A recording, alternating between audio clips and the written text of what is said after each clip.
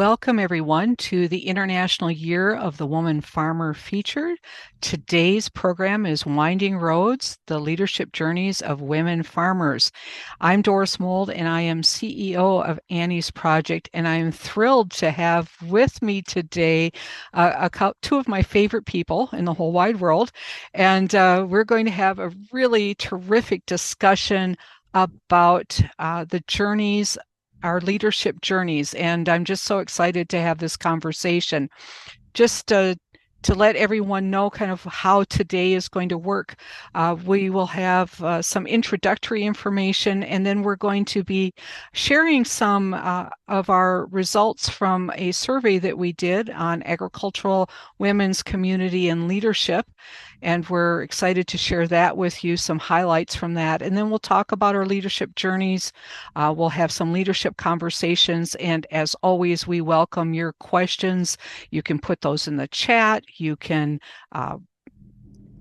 add those to the Q&A part, whatever is most comfortable for you. We will leave most of the Q&A to the end of the session, so just know that we will be watching for those questions and we will be responding to those as well. And so we really encourage you to write those as you're thinking of those. And then, of course, we'll do a little wrap up. So I am going to turn things over to Samula Shwepi, who is our Board of Directors President, and she's going to share a little information with us.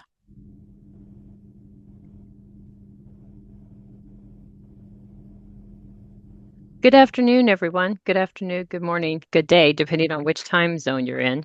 Thank you for joining us.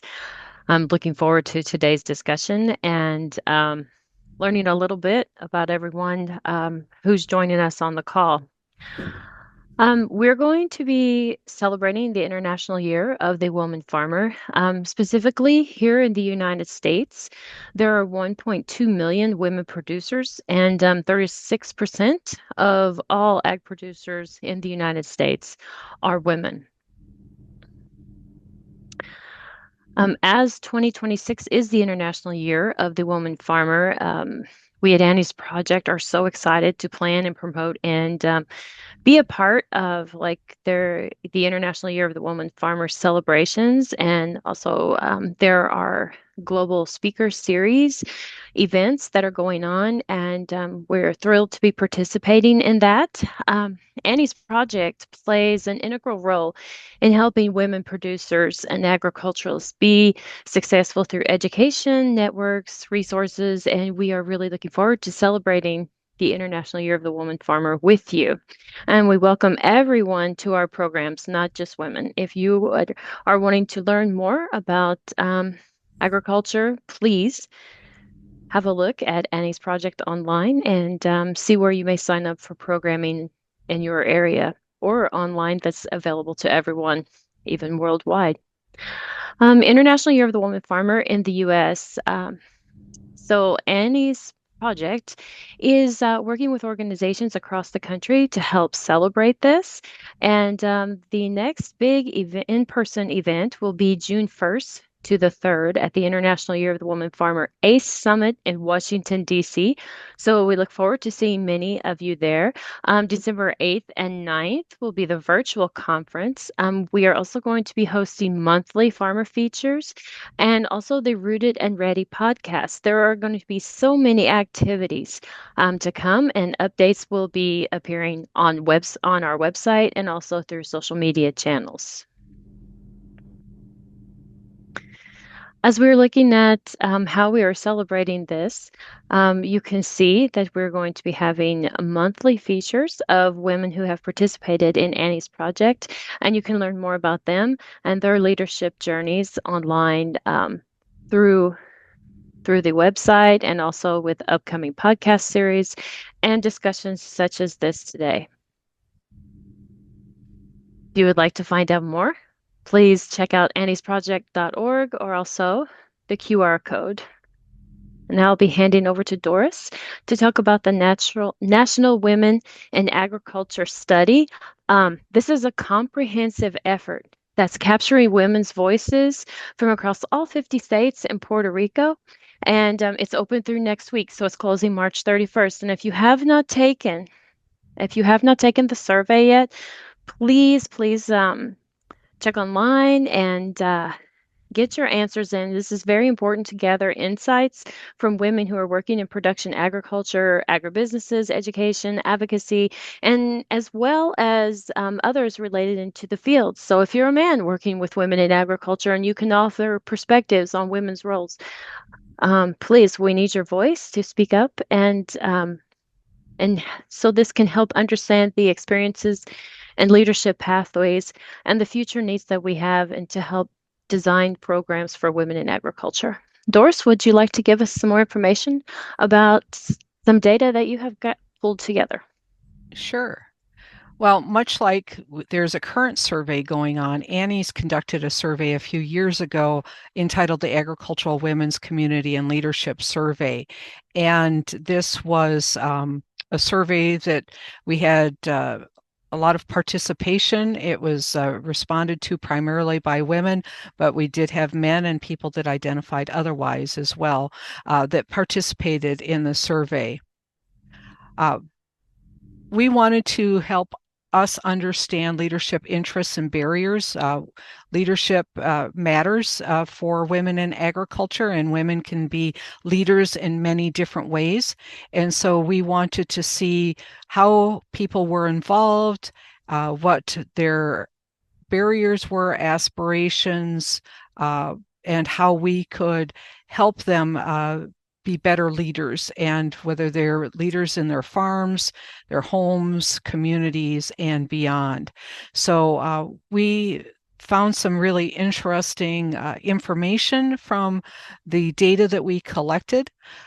We had over 1,500 respondents. The majority of those you can see are women. The majority of the people that participated in the survey were involved in production agriculture, but as you can see, uh, a strong number of them also worked in a non-production ag field. So like many of the people that are involved in Annie's project and agriculture around the country and around the world, a lot of our women wear many different hats. And it's it's always challenging as we looked at things to see how women balance that farm, work, family, community, all of the different things that women are involved in. As far as involvement, we found that many of the people that were participating in the survey were active leaders in some way. A lot of them got involved through 4-H and FFA. One of the things that was interesting is that, and not unusual, is that the majority of the leaders were leaders in their local communities or county communities, and that was how they were involved. And a lot of them had not stepped kind of beyond that local involvement. Participation, as you might imagine, is often limited by time, and in some cases, as people were beyond midpoint of their ag career, their farming career, they might be looking towards retirement. Some people were beginning to feel that burnout. The barriers that we found that and again, this is just some high level information, is that time and competing responsibilities showed up again and again and again. That was the leading issue for people, was time, because women are wearing so many different hats and have responsibilities in many cases to be farming. They might work an off-farm job. Over half of our, or close to half of our respondents were participating in off-farm work. Many of them had childcare or elder care. They were involved in their communities as volunteers, but they didn't really have the capacity to go beyond that. That was part of it. Also, they found that burnout was an issue, but unclear pathways, really not suring. And this kind of goes to follow in the third point here. people weren't really sure how they could engage, how they could become a leader at a higher level, how to participate, how to get on that board. And many people also felt unwelcome, like their leadership was not desired, or that it was kind of a closed club, the higher echelons of leadership. And so those are some things that showed up definitely in our survey. As far as what kinds of things motivated the people that responded, many people stated service and giving back. That was really important to people. A lot of people are looking at making a difference. They see things that need to happen in their communities, their states, their country, and they want to get involved and make a difference. And people also aspire to, learn more things, challenge themselves, get involved in networking. That really helps. A lot of people said that, just getting involved with other people that had similar backgrounds and interests to them. And then also that advocacy piece, really wanting to advocate for agriculture and what we do and how we do it. Some of the aspirations of our participants in the survey were some of those people that had been involved in leadership positions were now interested in mentoring. Uh, some people were interested in expanding an advocacy role and maybe not just doing consumer advocacy, but potentially working on advocating for agriculture in political areas. We also had people that were interested in still doing community roles. There's some people that aren't involved at all and wanted to do community, but we have people that have been involved on that community level and really want to step in to more of a national role or a state role. And really the guidance that we received from the survey is that people have many different needs and many different pathways are needed to help people reach their leadership aspirations. So some interesting things. Those are kind of the high level things that we got from received information from people, and they also provided some insight too as to how and what they needed for support. And really, flexibility was number one, accessibility on training. A lot of people would like some online training. They might not have the opportunity to go to something that would be a set leadership program that they could have to travel and stay overnight and things like that, just because of some of the challenges that they had.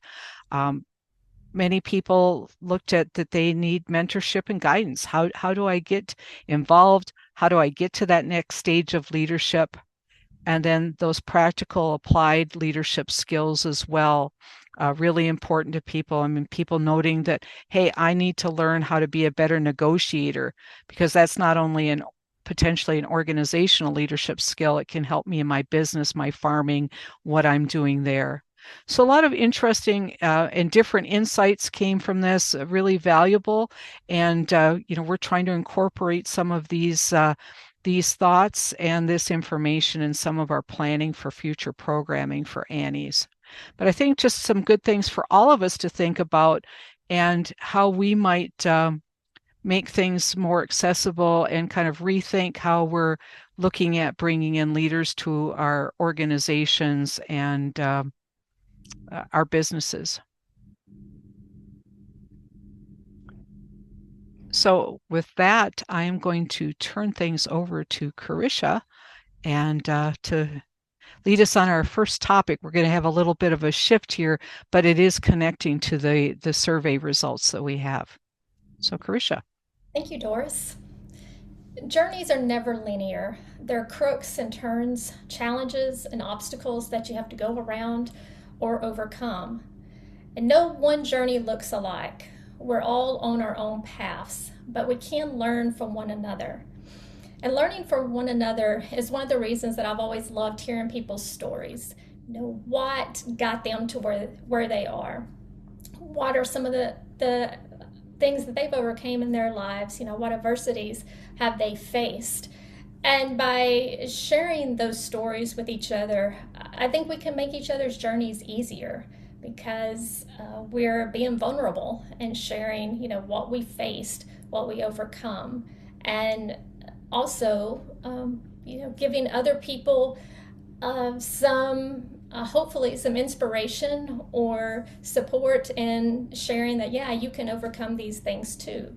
So today we wanted to take a step back and share some of our leadership journeys. You'll hear from all three of us today, and we've all been on different paths. We've all faced different challenges, but there's also some unique threads I think that you'll hear in each of our stories. So to kick us off, I want to invite Somula back and have her share her story with us. Thank you, Carisha. I think interestingly, when you talk about pathways of leadership, I live in Southwest Indiana, and if people are somewhat familiar with the area, New Harmony is famous for the labyrinth at New Harmony, and I always think leadership is your leadership journey is more like a labyrinth. Kind of think about the mazes you do when you're a kid. You take off on the path and you think you're headed right to that goal, and an obstacle gets in your way, or maybe it's not an obstacle, maybe it's a complete wall, and you have to turn around and go back and just kind of start over, and maybe the goal shifts, and it's such a winding pathway, and I thought that's such a unique title for today's discussion. Thinking back in leadership and the survey results, I have to echo that and say definitely 4-H was my first challenge of leadership. I was a president in my 4-H club, and you think about when you have groups of people, and I don't know all the different things we do in life. Groups are very similar, right? So thinking of all the different places where I have served, and I think each one has a leadership role. Well, a 4-H member, a student with student government, and then as you get older, a mom, and as a leader in a family, a farmer, and a leader in your business, and then in many ways, whenever you serve as friend and you build friendships with people and you become a confidant and an advisor in situations, and wherever you're at, in your family with your siblings or your parents or cousins and things like that, neighbors, all these different places, leadership looks so different for each one, and it's that resilience that you build through those experiences that just help you to continue on and continue on. Yes, I see in the chat multiple roles in the journey of life. That is 100% for sure true. And you take on those roles. It's like putting on a jacket, right? And each one is a little different. Each outfit's a little different, but you take something from each experience to the next. And as we travel through life, I think about the opportunities for leadership and how those come about. And in my experience, it has always come through people. When people have asked me to do something, asked me to help with something. Um, let's see. I have had a couple of roles that are elected roles, and those would be like in 4-H or other ag organizations that I have served in.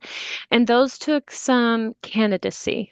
Um, Sometimes it was you are voluntold, and you're like, well, okay, we'll each take a role and kind of share the responsibilities. But whenever you move into those positions, for me, it's always been when someone has asked me to serve, and then you have to be vulnerable and put yourself into a position where you're going to be voted on, or you're going to be chosen, or the group is going to make the decision on you as being the leader.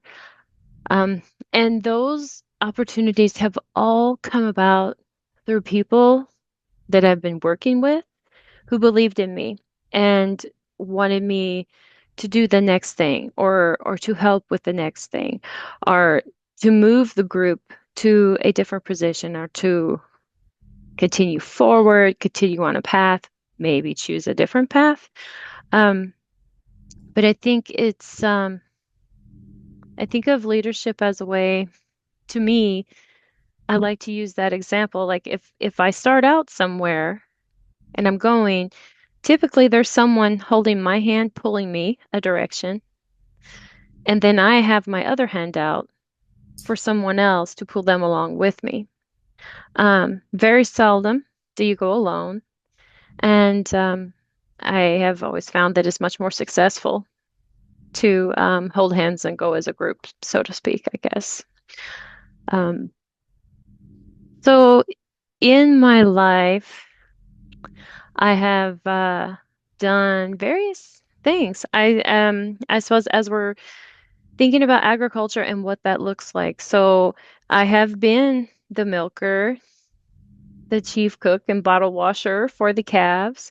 I have also served on other dairy farms to help them um, with their accounting and bookkeeping projects. And basically a professional accountant for dairy cows to understand milk production records and profitability on the farm. Um, and that opened doorways up in other ways as far as with the dairy industry, and then serving in like on our commodity board in Indiana. I serve on our cooperative board um, at Prairie Farms, and I serve there as treasurer. And of course, with Annie's Project, I serve as president of Annie's Project. And unique in that role to me is like that was the first place I started a long time ago with Annie's Project. It was over 20 years ago. And I took the classes to get the basic fundamental understanding of what was going on the business side of other roles in agriculture and how they affected our farm business. So I went in there completely with no expectations other than to learn. And I took the classes for 6 weeks and got a really good understanding of what I didn't know that I needed to know. And that started me on a learning and leadership journey. And now, over 20 years later, come full circle, I took the classes again a month ago. And one of the sessions in the class was to do a timeline of what leadership looked like on our farm and telling our story. So you were to go over, and you could go back as far as you wanted to. And I went back to when I took Annie's the first time, and then all of the different things that were, we'll say, critical mass happenings in my life and on our farm to today. So that was a complex thing. I had never looked at a timeline like that, and that was incredibly powerful and such a fantastic learning. And I thought I took Annie's over 20 years ago and then just retook it again. And um, and still finding it as such a powerful educational piece that's still relevant to me today. So I was very grateful for that. Krisha, I'm going to stop talking and let you go to the next question. Before we move on to Doris, Samila, I wanted to circle back to something that you said. You mentioned the mentors that took you by Mm. the hand and kind of led you forward. Can you delve a little bit more into that and maybe share about how much that mentorship means to you? And then if somebody is looking for a mentor, how do they Mhm. find one? Like how did you find those individuals? So I would say one of the most impactful mentors in my life um, was our field representative for our cooperative because I was advocating to get a milk vending machine in our high school. And I was being pretty noisy about it because it just seemed like such such a needed thing that just made sense to me. But all of the different hurdles that had to be crossed to get a vending machine into a high school that could sell milk were it was just unbelievable to me because milk is such a good thing the kids need every day. And it was an enormous conflict because the soft drink manufacturers at the time, we didn't have all of the work that we've done for healthy school snacks and things. So that was a much bigger bear to fight than I thought it was going to be when I started. Um, and our field rep from our cooperative, he was such an advocate beside me for that. And then he's like, "Hey, I think you've kind of got a knack for this. How about you represent us on the on the commodity board, like on the milk checkoff board?" And I was like, "Well, what does that mean?" And he said, "Well, I'll take you to the first meeting and introduce you around to everyone." He's like, "And then you'll have to come up quarterly." And I thought, "Oh, okay, well, that doesn't sound so intimidating, but that's a 3 hour drive to Indianapolis, where I hadn't driven like 5 times in my life, probably at the time. I didn't have much like need to go to Indianapolis and tool around or anything. So that opened an enormous door for me just to have that person who's like, hey, step off of the farm and represent us in this different role. And that was he was very influential in my life, and he has continued to be so um, throughout many different trials and challenges. He's been incredibly supportive and provided wonderful guidance in helping to understand, um, I will say, the politics of people and uh, and just being a good community servant and caring for like the I would say the community of the dairy industry. So I've been so appreciative for him. Thank you for sharing that. And we will be circling back to Samula here in a little bit to get some more of her insights.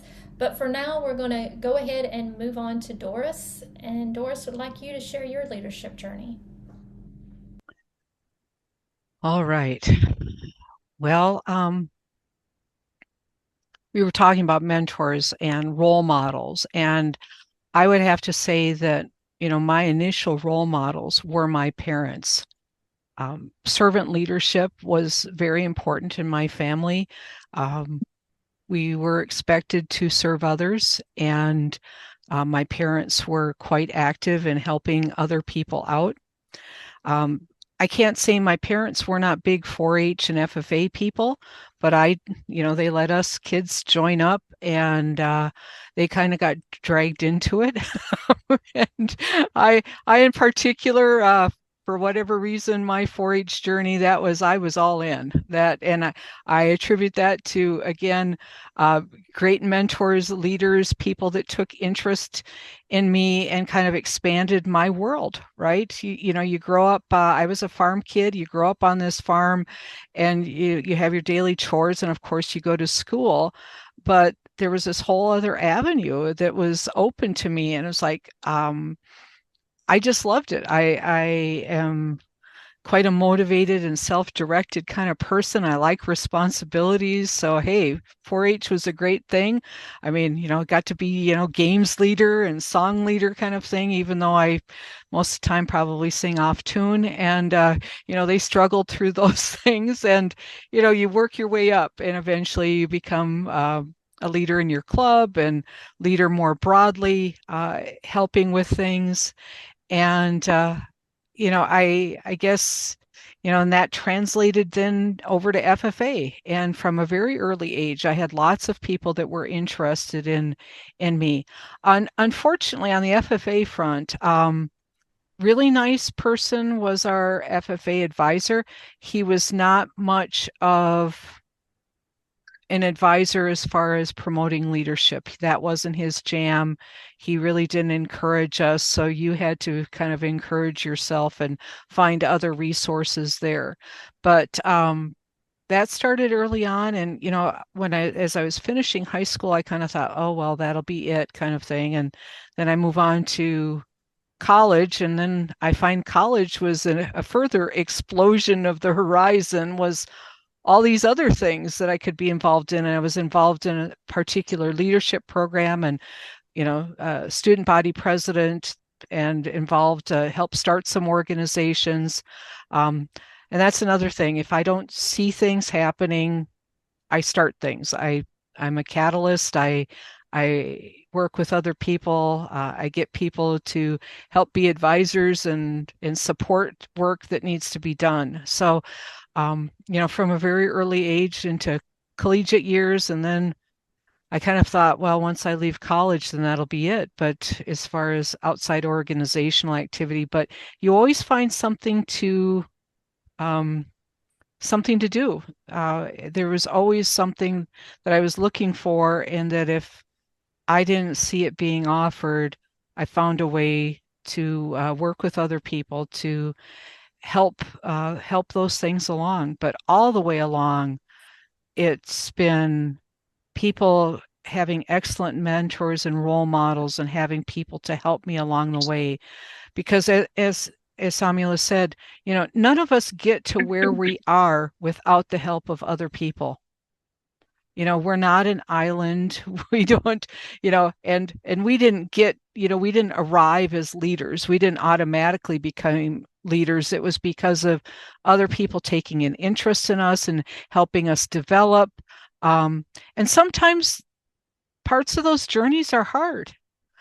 I know I wanted in the worst way to be a state 4-H ambassador and a state FFA officer. Uh, I didn't make it to those levels. I was really disappointed. And there's still probably a little bit of me today that's disappointed that I did not achieve those things. But as one door closes, you find other ways um, to be involved and to be a leader. And leadership doesn't always mean being the state FFA president or the national FFA president. If you are truly interested and want to impact people's lives, you don't have to have any title at all. There are ways to just get involved and be part of things and support things. So as you can see by the list of things, I have a lot of different things that I've kind of summarized there. But all of these things have come from, continuing to push forward, um, developing expertise in some cases, developing relationships with other people, networking with other people. Again, a lot of these really good things, some of them were elected, but still, even in elected positions, you have to develop relationships with people, um, and connect with other people if you want to um, move upwards and onwards in your leadership journey, if that's important to you. Um, so, and these are things that all have been important to me. I've always been the kind of person that, wanted to make a difference in other people's lives. And that's, I think that my leadership journey attests to that.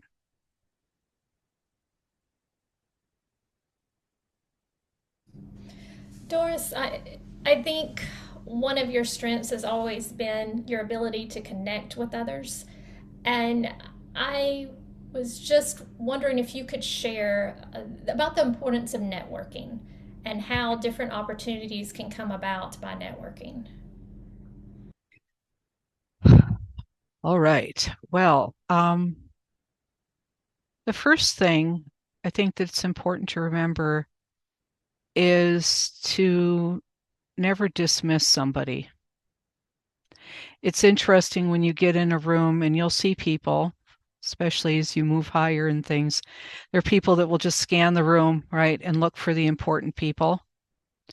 But some of the most important people they don't necessarily stand out, right, in the ways that they don't have, a neon sign that says, pick me, pick me. So it's really, getting involved in a variety of different things, and everybody's going to have their different niche, right? But I try to get to know people that I might not otherwise know. So for instance, you can see me working with a cow there doing a blood test. I've been involved in dairy my whole life, but I've purposefully gone outside of that world of dairy and into an agriculture in general and connecting with people in agriculture. And I'm an extrovert, so it's a little easier for me. But even as an extrovert, I have times when I get intimidated. I'm in some rooms, I'm dropped into something and I don't know anybody.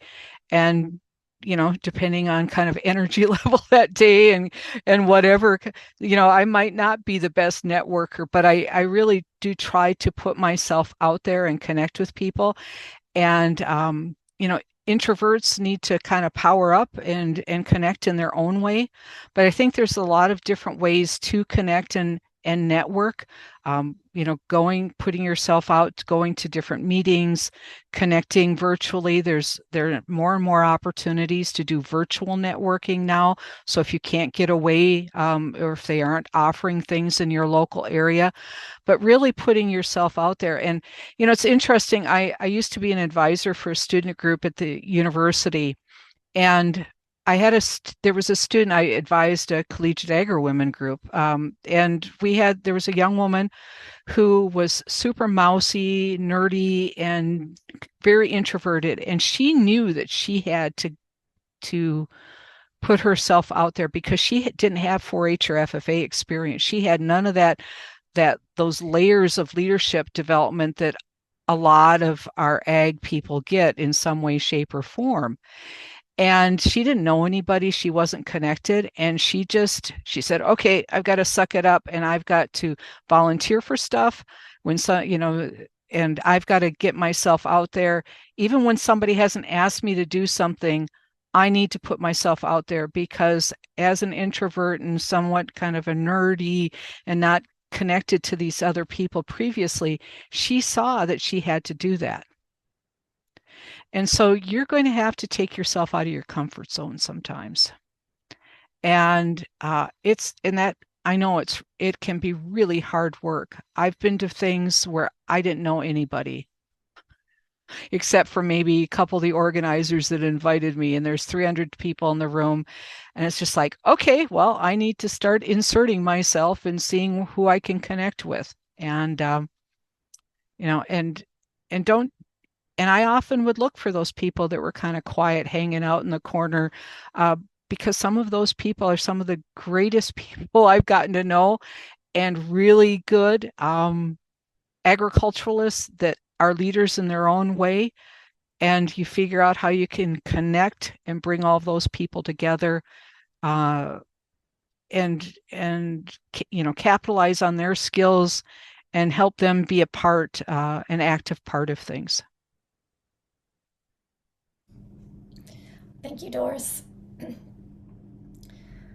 I'll move on and share a few things about myself before we kind of open it up to some more questions. I have a little bit different route into agriculture and leadership than Somila and Doris. I did not grow up on a farm. I grew up in town. I was not in 4-H. I was not in FFA. I really wasn't involved in anything except just going to school and church. My parents, with our socioeconomic situation, it was mainly just concentrating on, basically work, and that was about it. They weren't even involved in a lot of things, so they didn't have the opportunity to model that behavior for me and my siblings.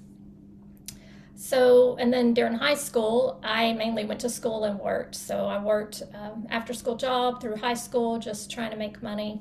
And it really wasn't until college where I started getting into some different situations where I had some exposure to leadership and leadership opportunities. And even though I mentioned I did not grow up on a farm, I had some limited exposure to agriculture. I had extended family members that had farmed. And then I had a close friend in high school that farmed as well. And so I was just really fascinated by agriculture and ended up majoring in agriculture and got a job with the University of Missouri Extension. And really, my venture into leadership really kicked off then into my adulthood. I ended up marrying a farmer here in Missouri, and we have a grain farming operation. And through my job with Extension, I had a great mentor. I mentioned similar threads that you'll hear throughout all of our leadership journeys, but I had my supervisor really believed in me. And just right away, he saw something in me that I don't think I even really saw in myself. So he was always super helpful and also just encouraging. And I got involved through some different work associations, different committees, helped to plan conferences and so forth. But really, I think what was my probably huge crook in my journey, as far as a turn in my journey, as far as leadership, was ALOT. And ALOT stands for Ag Leaders of Tomorrow. It's an ag leadership program here in Missouri. It's a 2-year program. I know a lot of states have something similar. And I went through that at the encouragement of my supervisor. And it was probably the best professional and personal development thing I've ever done. It really opened so many doors to me. Doris mentioned networking. It gave me a huge network.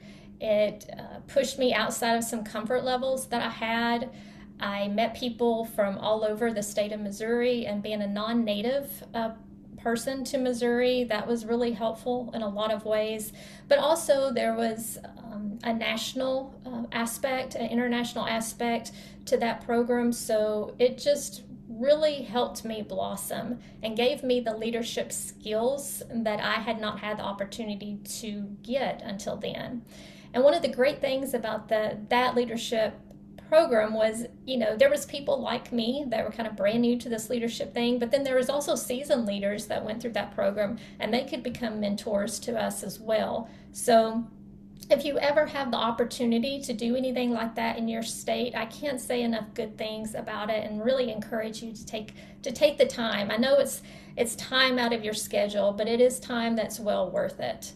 After that, my husband actually went through the program, and then after that, he and I were sponsored by the Missouri Soybean Association to participate in the American Soybean Association in DuPont. They had a young leader program, and it was a 1-year program, so that was super helpful to my husband and I as well.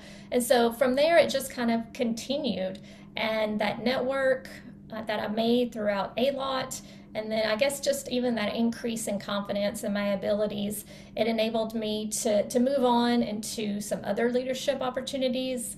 I had been a facilitator for Annie's Project, but I was able to get more involved in Annie's Project, be on the leadership board, and have grown in my leadership with Annie's Project from there. The state level, I'm on a state ag commission. And then I was actually the first female president of the ALOT board a few years ago. And so I've also gotten really involved in my local community as well. So there's a lot of, when I look back at my journey, I do feel like that ALOT experience and then the support of my supervisor were really kind of, I guess, that crossroads moment for me, where it sent me in this whole leadership direction, which I'm not sure. I think I would have always probably been involved at the local level, because I do feel within me a strong need to help others, to impact others, to help meet people where they're at and help elevate them.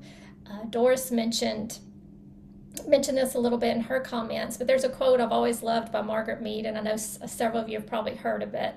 And she says, "No, never underestimate." Now I'm drawing a blank, so I'm going to paraphrase it. But never underestimate the ability of a small group of people to get something done, because that's the only thing that has ever been able to do that. Just a small group of people that believe in something, and they're pushing forward together in order to achieve it. And so, that's why, as Doris said, there's no there's no particular level that you have to be at to be a leader. You don't have to be a CEO, or you don't have to, be the president of the board. Just being a leader in your home, being a leader in your school, being a leader in that local community is just as important.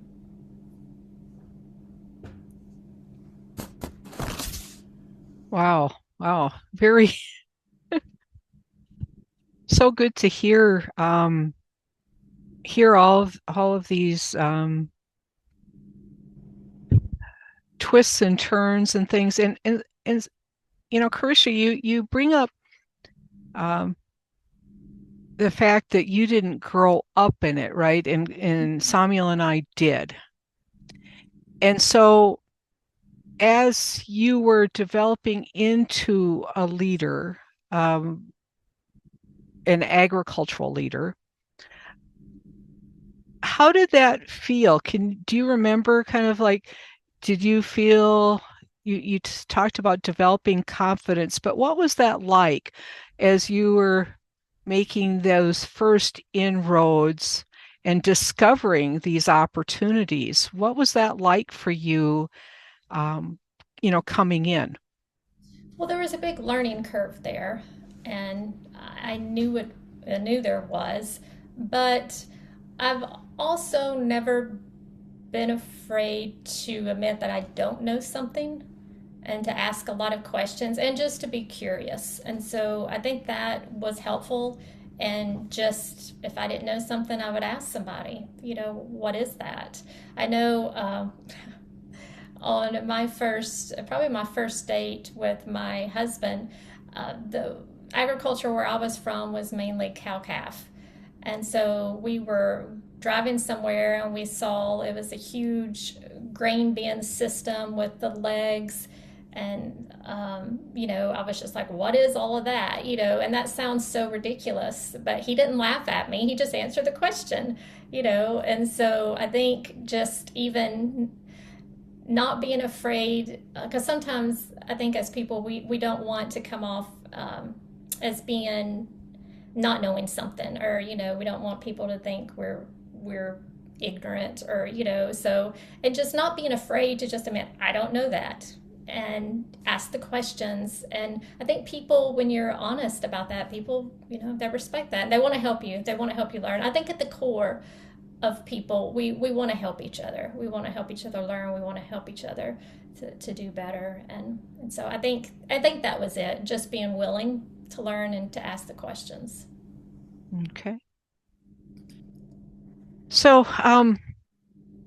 I think before we go, well, let's just open it up, looking at our time here to see if there are any questions that anyone has that they have. I've seen some comments in the chat, but haven't seen any particular real questions.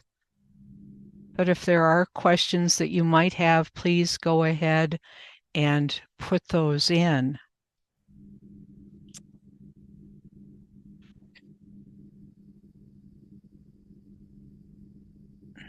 So I'm going to just go ahead and, we're talking about leadership journeys, and it was interesting. You talked about a lot, and I know you've been super involved in that. Samuel, you have also been involved in a state leadership program, correct? Yes, Indiana Agri Institute is the professional development and leadership training program for agriculturalists in Indiana. So anyone having anything to do with ag is invited to apply and participate. And I always laugh when people say, "Well, I don't have anything to do with agriculture." And I'm like, "Well, did you eat today? Because if you did, then you are participating actively in agriculture." Yeah. But ag touches everyone every day in many different ways, right? Well, it's interesting. Both of you were involved in those programs, and I think the marketing for it might have been a little bit differently when I was coming up. When they first advertised it in Minnesota, and that's my native state, although I now live in Western Wisconsin, when they first announced the first class, and it's called Marl in Minnesota, I looked at that and I thought, well, I'm already a leader. I mean, they made it sound like it was for entry level leadership sort of thing. And I've participated in a lot of different leadership programs, have had different training over my lifetime. But I kind of looked at that and I thought, well, that's really not for me. That's for, people that are getting started in their careers. And then, as time goes on, I see that all these people that were considered leaders in agriculture are doing this. And I'm like, okay, well, I missed the boat on that one. I missed the memo or didn't understand the memo. Um, so I just think that that's interesting. So, um, I would argue with you, Doris, and say that you should still consider applying. And the reason I'm going to say is leadership is at so many levels, mhm, right? And now thinking about that, when I first learned about the leadership program, I had two young sons involved in a lot of things. And we have a full-time farm, right? So, maybe the evil thought in me was like, wait until the boys grow up and can do my work and I can go, which, yep, that or at least they can help and drive themselves to some of their events, right? Not not that I just wanted them to be my replacement, but just so that they had some more independence themselves and weren't so dependent. And so I took the classes. I waited 12 years to apply, but it was something I always wanted to do. And I am going to say that I believe it's fantastic when you have multiple levels of leadership learning from one another in the class, yep, because I need to know more about how to be a better servant. mhm, And I believe like in as much diversity as possible is needed in the leadership programs for us to truly understand how to serve our communities. We don't need to know how to serve someone who looks just like us. We know what we want mhm. ourselves. So I would say consider it maybe. Yeah, now I've crossed the state line. So, We'll pick. I would say you all have right. dual citizenship, maybe. I don't know, but Dual citizenship, dual citizenship, certainly, certainly.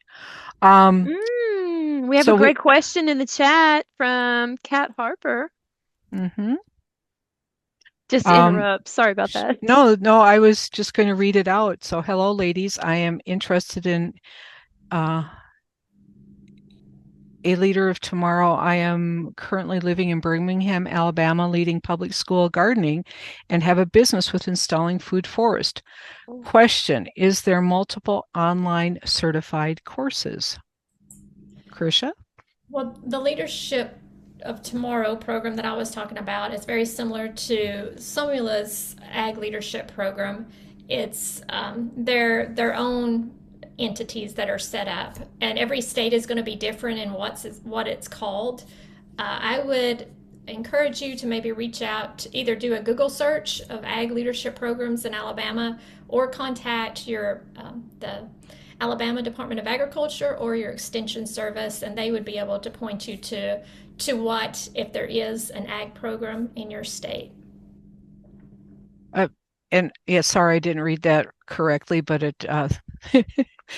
thanks for asking the question, Kat.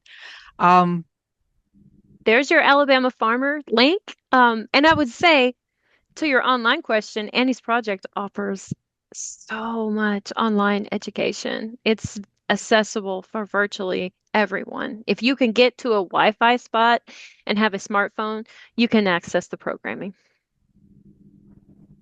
and so I think great connect with the people in your state. As Carisha said, that's so important, having that leadership connection locally. And watch Annie's project. We are going to be growing things, and we offer many things nationally, but states offer different things, sometimes in person, sometimes virtual, but we'll have some additional leadership opportunities as things go on. And I think as we're looking at the International Year of the Woman Farmer, I think a lot more of the things, not only for women farmers, ranchers, growers, producers, are being highlighted, but women in agriculture by and large is being highlighted more too. And the women that work in all different aspects of agriculture. So, uh, you know, be on the lookout. More of those things are being highlighted, and so I think you'll find more ways to be involved and you know, get those connections that you need.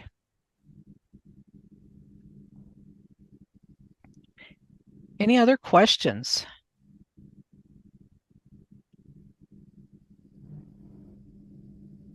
Other questions?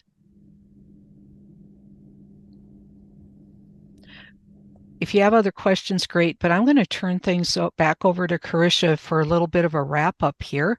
And I'm going to, actually, I'm just going to stop share here as we wrap things up. We appreciate you all spending this hour with us. We hope that you're coming away with something that you've learned or maybe resonated with something that each of us shared in our own journeys. Before we end our webinar for today, I wanted to kind of circle back to Doris and Somila and just ask you, is there any parting words that you would like to share regarding your journey, or maybe even advice that you would leave everyone with? Somila, I'll start with you. Well, I am a huge fan of Eleanor Roosevelt, and I think she's just like incredibly quotable. Like almost everything she said was a soundbite, right? But one of her quotes was, "You must do the things you think you cannot do." So, to everyone on the call, be brave and just go out and make it happen. Like Nike's "just do it" is such a powerful short phrase, right? Just be brave and step out and follow your heart to where you're being led. I think find that inspiration and that light that you have and carry it onward and share it with others. And thank you so much for sharing your time today. Really appreciate that. You're going to be a Well, hard act to follow with that with that statement, Doris. well, certainly I can't compete with Eleanor Roosevelt, but you know, I think it's important. Courage in stepping out is critical, Mhm, mhm, and the realization. I think many of us look at the world as there are limitations. And in agriculture, we see that there are limitations, and we have to deal within those limitations of our resources and things like that. There is an unlimited opportunity for you to provide leadership somewhere. We have an ever increasing population, an ever increasing hungry world. It's going to take all of us to step up and take advantage of the opportunities that are presented to us, and all of us to help solve the myriad of problems that agriculture and the world is facing. And so there are opportunities for all of us to be involved. All of us that want to be at the table can and should be at the table. It isn't, you know, it's not like, oh, you can't be a leader of this. There are opportunities for all of us. And probably the biggest challenge for many of us is just to find where that fit is for us. Carisha, back to you. Thank you, Doris. Another hard one to follow up after. I guess my own parting words would be, don't discount yourself. I think everybody that's on this webinar today is a leader in some way, and the way that you may be showing up for your family, the way you're showing up for the community, the way that you're living your life. So don't discount the things that you're already doing. I would echo both Doris and Samula and Sand, to be brave and to believe in yourself, that you are valued. You have something valuable to give the world, and the world needs, what you have. So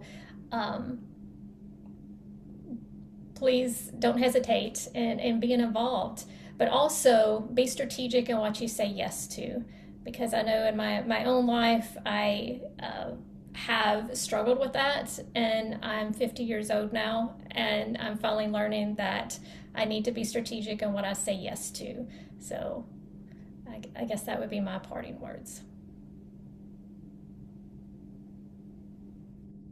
Well, thank you, Amber. Um, I think we could go on for several hours. We had more questions that we were going to address, everyone, and maybe there'll be a part two someday. But we're really interested in learning from all of you. Thank you so much for being part of our program today. And we encourage you to look at our website and social media for upcoming events. We'll be having more things coming up in April. And especially our virtual conference in December. We're really looking forward to hosting that and would love to see you there.